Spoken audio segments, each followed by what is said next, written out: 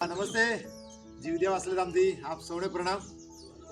આજે મારે ખાસ વાત કરવી છે કે જીવદયા પ્રત્યે માણસો કેવું વિચારે છે અને માણસોના મનની અંદર કેવું છે। એક બાજુ સરકાર અબોલ જીવો કૂતરાઓને ખાસ કરીને દિલ્હીની સરકારે જે સ્ટ્રીટ ડોગ છે એમને અલગ અલગ પાંજરામાં પૂરવા માટેની વ્યવસ્થા અને એવા હુકમ બહાર પાડ્યા છે। સુપ્રીમ કોર્ટે પણ આ બાબતે કર્યું છે અને સાથે જીવદયા પ્રેમીઓ આ કૂતરાઓ બચે અને કૂતરા આપણા પરિવારનું આપણા સમાજનું અભિન્ન અંગ છે। આપણા ઘરની અંદર સોસાયટીની અંદર ગામની અંદર જોડે રહેતા હોય છે, તો એવા પ્રયત્નો કરતા હોય તો આજે છેક આણંદથી અહીંયા અમારા ધાનેરા જીવદયા વાસલેધામથી આણંદનું અંતર 280 કિલોમીટર જેવું થાય છે।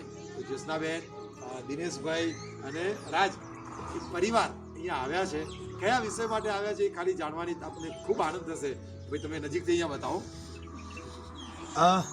નાના ગલુડિયાના બચ્ચા છે કે જેને હજી આંખો પણ નથી ખોલી અને સરસ વ્યવસ્થા કરી કોઠાની અંદર ગરમ દાબડો અને કપડાની વ્યવસ્થા કરીને લઈ આવ્યા છે। એકદમ નાના બચ્ચા છે, 3 બચ્ચા છે। ત્રણે બચ્ચા જો તમે મારી એક હથેળીમાં સમાઈ જાય છે, એની આંખો પણ નથી ખોલી। આમ જનરલી કૂતરીના બચ્ચાને જન્મ આપ્યા પછી 15 દિવસ પછી એમની આંખો ખોલતી હોય છે, તો એમને કૂતરી મરી ગઈ હતી, એમના જોડેથી વધારે જાણીએ, પણ આ જીવો બચી જાય એના માટે જીવદયા વાસલેધામની અંદર લાવ્યા છે। તો અમે સમગ્ર અમારી જીવદયા વાસલેધામની કમિટી વતી આખા પરિવારનો ખૂબ ખૂબ આભાર વ્યક્ત કરીએ છીએ કે આવી જીવદયાની ભાવના તમારા પરિવારની અંદર જે છે અમને જાણીને ખૂબ આનંદ થયો। હવે શું તકલીફ થઈ હતી હવે મને કહો તમે વધારે।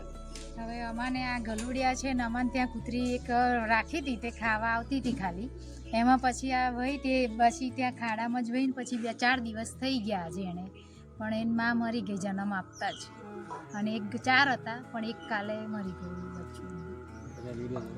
અને પછી અમે આ વિડીયો સાહેબનો જોયો ત્યાંથી પછી અમે અહીંયા ખરેખર સોશિયલ મીડિયાના માધ્યમથી અબોલ જીવદયાનું આવું કામ થશે એટલું અમને ખરેખર સ્વપ્ને પણ ખ્યાલ નહોતો।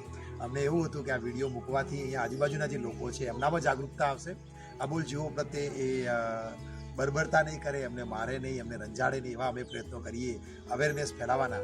પણ સાથે અમને ખૂબ આનંદ થાય છે કે છેક આણંદથી 280 કિલોમીટર દૂર અહીંથી થાય છે, ત્યાંથી આ નાના 3 જીવો માટે એમને બચાવવા માટે આખો પરિવાર, દિનેશભાઈ આવ્યા છે, એમનો દીકરો રાજ આવ્યો છે, આ તમારો ભાણેજ છે? હા, શું નામ તારું? દક્ષ। આ બધા જ પોતાની અલ્ટો કારની અંદર ટ્રાવેલ કરી અને છેક અહીંયા આવ્યા છે।